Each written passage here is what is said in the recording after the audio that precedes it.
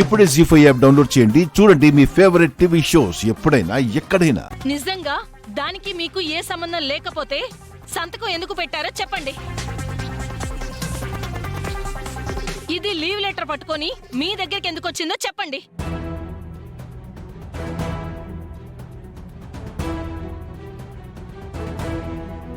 మాట్లాడండి బావగారు. అత్తయ్య, అసలేం తెలుసని మావయ్య గారిని కార్నర్ చేస్తున్నారు. జానకమ్మ సంతకం చేయలేదు కాబట్టి, కావ్య వాళ్ళ నాన్నగారు దుబాయ్లో ఉంటారు కాబట్టి, మావయ్య గారి దగ్గర వీళ్ళిద్దరూ పనిచేస్తున్నారు కాబట్టి గార్డియన్ గా మావయ్య గారి దగ్గర సంతకం తీసుకుంది.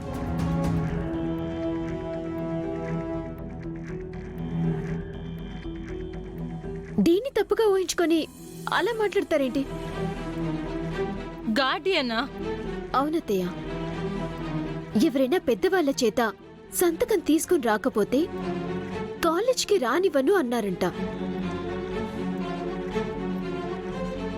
తనొచ్చి నాతో చెప్తే, ఇంట్లో మావయ్య గారు ఉన్నారు కదా, మావయ్య గారి దగ్గర సంతకం తీసుకోమని చెప్పి నేనే పంపించాను.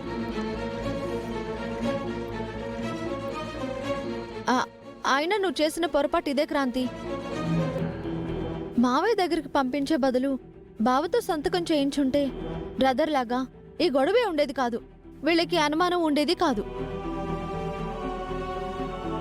అత్తయ్య గారికి మావయ్య గారి మీద వీళ్ల మీద ఇలాంటి అభిప్రాయం ఉంటుందని నాకేం తెలుసు పూజ?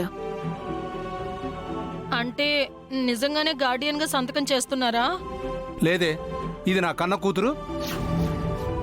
ఆవిడ నన్ను కట్టుకున్న భార్య. ఆవిడేమో నీకు చెల్లెలు, ఇదేమో నీ కూతురు.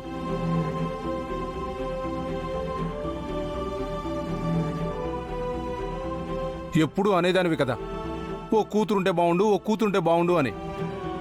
ఆ దేవుడు మనకి ఇవ్వలేదని ఇదిగో ఇలా ఇచ్చాడు దేవుడు. ఇదే నీ కూతురు, తీసుకో. యాండి? లేకపోతే ఏంటి, ఎప్పుడు అనుమానించడమేనా నీ పని? అలా చెప్పకపోతే ఇంకేం చెప్పను మరి.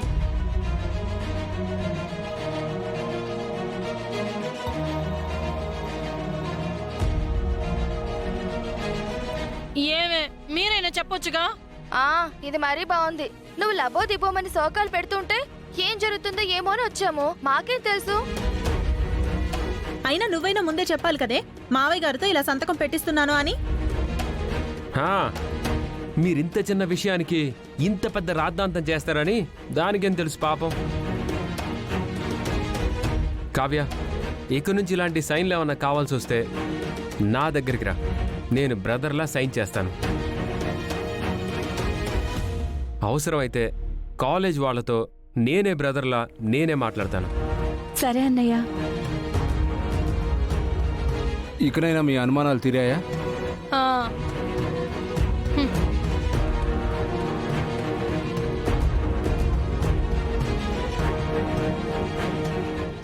జీ5 యాప్ డౌన్లోడ్ చేసి అన్ని ఎపిసోడ్స్ పూర్తి ఉచితంగా చూడండి.